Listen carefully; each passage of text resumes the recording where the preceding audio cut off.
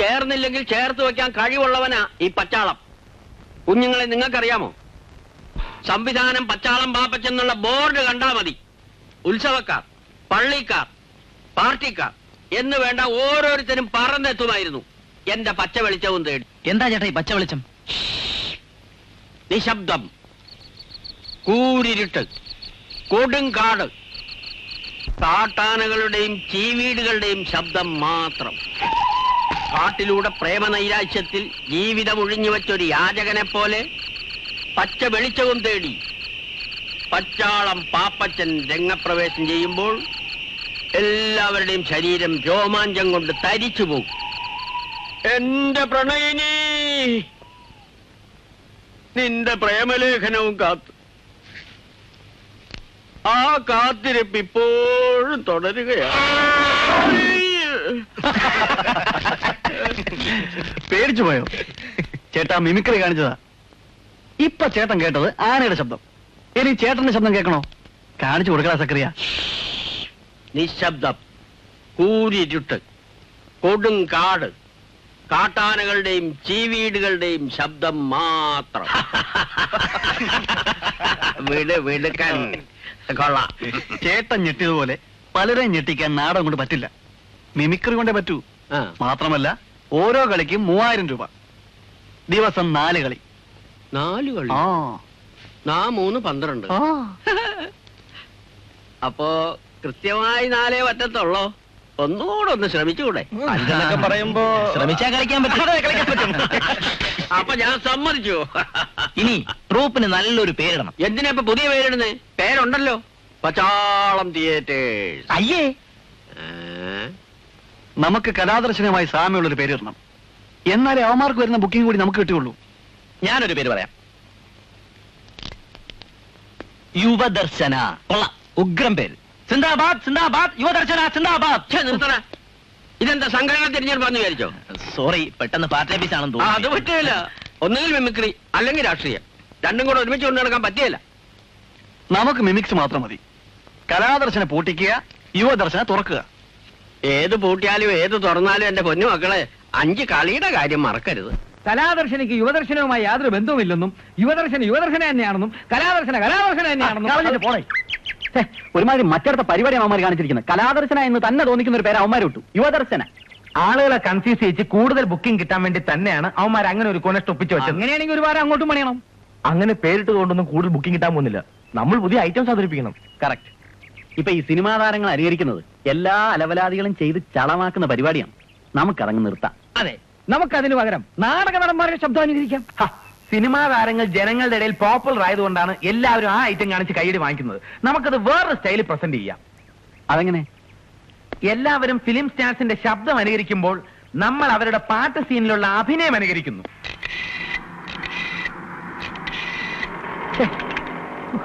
അത്യാവശ്യമായിട്ട് നമ്പർ വിളിക്കാൻ പറ്റാം.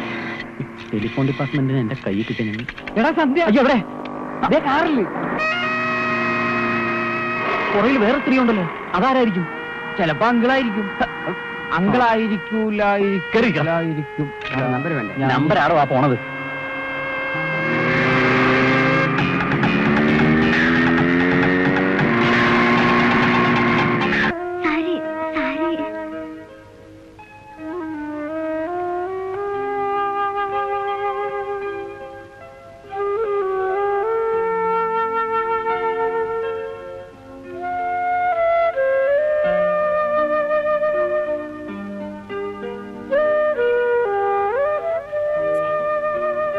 നീ ചെല്ലടാ. മിണ്ടായിരിക്കും.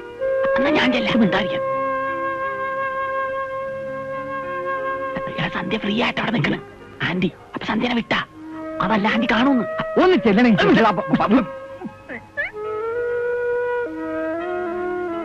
ഇവിടെ വാ, മിണ്ടാതെ. അയ്യോ, എന്താ വേണ്ടത്? സോറി, പിന്നെ ഒന്നുമില്ല. ജെട്ടി വേണം. എത്ര എണ്ണം വേണം? അത് ഒരു 7 എണ്ണം. 7 എണ്ണം എന്തിനാണ്? എല്ലാം കൂടെ ഒരുമിച്ചിടാൻ പോണം. അതല്ല, പിന്നെ ഒരാഴ്ചയിൽ 7 ദിവസമില്ലേ? ഓരോ ദിവസവും ഓരോന്ന്. അപ്പൊ എനിക്ക് 12 എണ്ണം വേണം. അതെന്തിന് 12 എണ്ണം? എടാ, കൊല്ലത്തിൽ 12 മാസങ്ങളില്ലേ? ഓരോ മാസം ഓരോന്ന്. അയ്യേ, എത്ര ദിവസമെന്ന് വെച്ചാ മല്ലിക ഇവിടെ നിർത്തുക? നീ പോയൊന്ന് നളിനാക്ഷനെ കാണണം. പറഞ്ഞ സമയത്ത് രൂപ കൊടുക്കാൻ പറ്റാത്തത് നമ്മുടെ തെറ്റ് തന്നെയാ. എന്ന് കരുതി കല്യാണം കഴിച്ച പെണ്ണിനെ ഇക്കാലത്ത് ആരെങ്കിലും വീട്ടിൽ കൊണ്ടാക്കുവോ? അതൊക്കെ പറഞ്ഞിട്ട് എന്താ കാര്യം? നമുക്ക് അവളുടെ ജീവിതമല്ലേ മോനെ വലുത്. അവളെ വിളിച്ചുകൊണ്ട് പോകാനുള്ള ഏർപ്പാട് നീ ഉണ്ടാക്കണം. അധികം വൈകാതെ എങ്ങനെയെങ്കിലും രൂപ എത്തിക്കാമെന്ന് നീ നളിനാക്ഷനോടൊന്ന് പറഞ്ഞു നോക്ക്.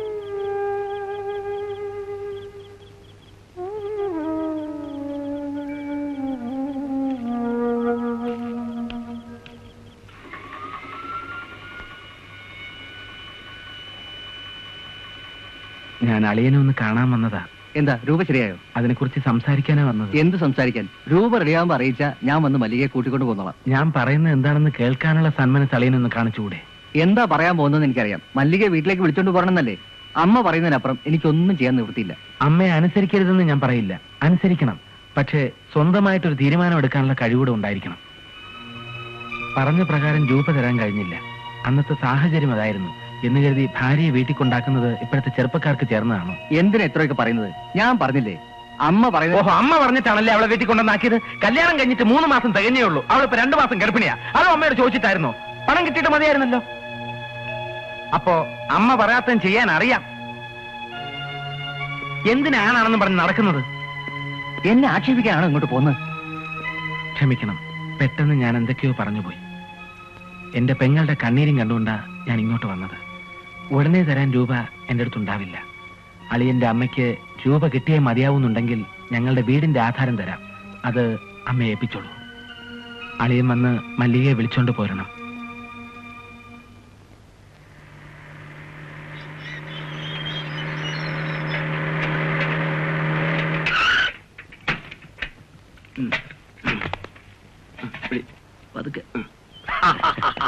വാലേക്കും സലാം. ഇന്ന് നമ്മുടെ പെരുന്നാളായതുകൊണ്ട് എല്ലാവരും ബേഷായിട്ട് ബിരിയാണി കഴിക്കണം. പുറത്തു നിന്ന് കൊണ്ടുവരുന്ന ഭക്ഷണം ആർക്കും കൊടുക്കാൻ പാടില്ലെന്നാണ് ഇവിടുത്തെ നിയമം. പിന്നെ കാതർവായി മിനിസ്റ്ററെ കൊണ്ട് പറയിപ്പിച്ചത് കൊണ്ടാണ് സമ്മതിച്ചത്. ആ, ഓന് വിവരമുണ്ട്. ഇതൊരു കാര്യം, ഇത് ടെസ്റ്റ് ചെയ്യാതെ ആർക്കും കൊടുക്കാൻ പാടില്ല. അതിനെന്താ, ആദ്യം സാറ് തന്നെ കഴിച്ചു നോക്കൂ. സാറിന് പേടിയുണ്ടെങ്കിൽ നമ്മൾ കഴിച്ചു കാണിച്ചു തരാം. നല്ല ബെസ്റ്റ് ബിരിയാണി.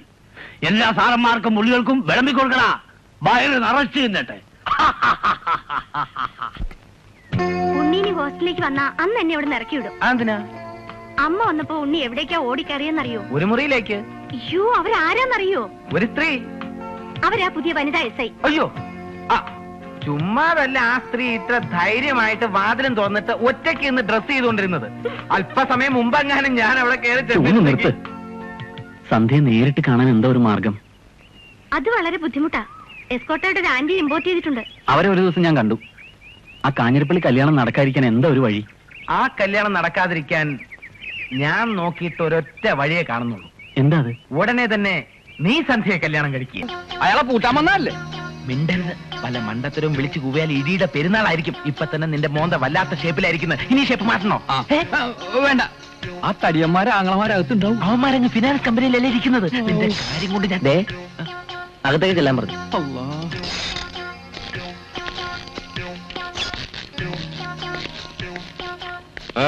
എന്താ? ഞങ്ങള് കലാദർശനിൽ നിന്നും വരുന്നവരാ. പിരിവിനായിരിക്കും. സാധനം തരത്തില്ല. കാലണ കിട്ടിയിട്ട് എന്തിനാണ് പോ? അതല്ല, പിരിവിനല്ല, മുതലാളിയോട് ഒരു പേഴ്സണൽ കാര്യം ഡിസ്കസ് ചെയ്യാൻ വന്നതാ. ഇരിക്കൂ. വേണ്ട, ഞങ്ങളിവിടെ ഇരുന്നോളാം. എന്താ? ഞങ്ങളുടെ കൂടെ ഒപ്പം ഉണ്ടായിരുന്ന സാബുവിന് മുതലാളിയുടെ മോള് സന്ധ്യയുമായിട്ട് അല്പ താല്പര്യം ഉണ്ടായിരുന്ന കാര്യം അറിയാമല്ലോ. തറക്കണ്ട അച്ഛനോട് മുതലാളി ഇതേക്കുറിച്ച് പറഞ്ഞപ്പോ അച്ഛൻ അവന് ഒരുപാട് വഴക്കു പറഞ്ഞു. ഇത്രയധികം പണവും പ്രതാപവും സൗന്ദര്യമുള്ള ചെറിയ അച്ഛൻ മുതലാളിയുടെ മകളെ പ്രേമിക്കാൻ തനിക്ക് എന്ത് യോഗ്യതയാണുള്ളതെന്നും പറഞ്ഞ അവൻ പൊട്ടി പൊട്ടി കരയാണ്. കരച്ചിൽ നിർത്താനുള്ള ഒരു ഗുളികം കൊടുത്തിട്ടാ ഞങ്ങളിപ്പോ ഇങ്ങോട്ട് പോകുന്നത്. സന്ധ്യയുടെ കാര്യത്തിൽ അവൻ ഇപ്പോഴും അത്രക്ക് ഫീലിംഗ് ഉണ്ട്. അത് തെറ്റായി പോയി എന്നുള്ള ഫീലിംഗ്. അവന് മസ്കറ്റിലൊരു ജോലി ശരിയായിട്ടുണ്ട്. 14-ാം തീയതി അങ്ങോട്ട് പോവുക. നേരിട്ട് വന്ന് മുതലാളിയോട് കുറ്റസമ്മതം നടത്തണമെന്ന് സാബുവിന് ആഗ്രഹമുണ്ട്. പക്ഷെ ഫേസ് ചെയ്യാനുള്ള ശക്തി ഇല്ലാത്തതുകൊണ്ടാണ് ഞങ്ങളെ ഇങ്ങോട്ട് പറഞ്ഞയച്ചത്. പിന്നെ ഇനി മുതലാളി അവനെ കുറിച്ച് ഓർത്ത് മനസ്സ് വിഷമിപ്പിക്കണ്ട. മനസ്സമാധാനത്തോടെ സാവധാനം സന്ധ്യയുടെ വിവാഹം നടത്തിയാൽ മതി. ഇപ്പോഴെങ്കിലും നല്ല ബുദ്ധി തോന്നിയല്ലോ. അതുകൊണ്ട് എനിക്കൊരു ജോലി ഒഴിവായി കിട്ടി. പിന്നെ ഞങ്ങളെ കല്യാണം വിളിക്കണം. കല്യാണ ദിവസം നമുക്ക് കലാദർശനയുടെ മ്യൂസിക് പരേഡ് നടത്താം. ഏതായാലും സന്ധ്യയുടെ കല്യാണം കലക്കണം. ഗംഭീരമാക്കണം, ആ അർത്ഥത്തിലില്ല. ഞങ്ങൾ ശത്രുക്കളല്ല മിത്രങ്ങളാണെന്ന് സന്ധ്യയുടെ ബ്രദേഴ്സിനോട് കൂടി ഒന്ന് പറഞ്ഞേക്കണം. എന്നാൽ ഞങ്ങൾ ഇറങ്ങട്ടെ മുതലാളി. ഇരിക്കണം, ചായ കുടിച്ചിട്ട് വാ. വേണ്ട, ഇപ്പൊ തന്നെ ഞങ്ങളുടെ മനസ്സ് നിറഞ്ഞു. ഇറങ്ങിക്കോട്ടെ. നിന്റെ നമ്പര് കലക്കിയടാ. എന്താ? നമ്പർ എത്രയാണെന്ന് മുതലാളിയുടെ ടെലിഫോണിന്റെ. 44346. ഞാൻ പറഞ്ഞില്ലേ നമ്പറിന് മാറ്റമില്ലെന്ന്. ഇത് കലിങ്ങിയതാ. വെച്ചിട്ടുണ്ട്. നമ്മളെ പേടിച്ചിട്ടായിരിക്കും അവനെല്ലാം ഉപേക്ഷിച്ച് ഗൾഫിൽ പോകുന്നത്. ഏതായാലും ഇപ്പോഴാ എനിക്ക് മനസ്സിന്റെ സമാധാനമായത്. ഒന്നുമില്ലെങ്കിൽ അവനും സന്ധ്യയും തമ്മിൽ അടുപ്പമാണെന്ന് നാട്ടുകാരറിഞ്ഞ കുറച്ചിലാർക്കാ നമുക്കാ. ഇനി ഇപ്പൊ കാഞ്ഞിരപ്പള്ളിക്കാര് പറഞ്ഞതുപോലെ പെരുന്നാൾ കഴിഞ്ഞിട്ട് മതി കല്യാണം. സാബു ഗൾഫിൽ പോയാൽ തന്നെയും ഇവളുടെ മനസ്സിൽ ഇപ്പൊ എന്താണെന്ന് ആർക്കറിയാം? ഓ, അവൻ ഇവിടുന്ന് പോയാ പിന്നെ കുറെ കഴിയുമ്പോ താനെ അവൾ അതങ്ങ് മറക്കും എന്ന് കരുതി ഇവളെ ഒന്ന് സൂക്ഷിക്കുന്നതല്ല. ആ, തൽക്കാലം അവൻ ഗൾഫിൽ പോകുന്ന വിവരമൊന്നും അവൾ അറിയണ്ട. ആ, പിന്നെ ഒരു കാര്യം, നമ്മൾ കൂടുതൽ സ്ട്രിക്റ്റ് ആകുമ്പോഴാ അവക്ക് വാശി കയറുന്നത്. അതുകൊണ്ട് ഇനി അവക്ക് പുറത്തേക്ക് ഇറങ്ങാനുള്ള സ്വാതന്ത്ര്യം കൊടുത്തേര്. അച്ഛൻ എന്നതായി കാണിക്കുന്നേ? എന്നതാടാ മുഴുവനങ്ങ് തീർത്തോ? ഞങ്ങൾക്കൊന്നും വേണ്ടായോ? ഇന്നലെയല്ലേ ഒന്ന് കൊണ്ടുപോയത്? അത് അപ്പോഴേ തീർന്നില്ലയോ അച്ഛാ? അതിങ്ങതാ ഒന്നും ആയില്ലാവേ. ഇന്ന് ഇത്രയും മതി. വാടാ ഫിലി, ആകെ ഇനി 2 പേക്കേ ഉള്ളൂ. ഒരു മൂട്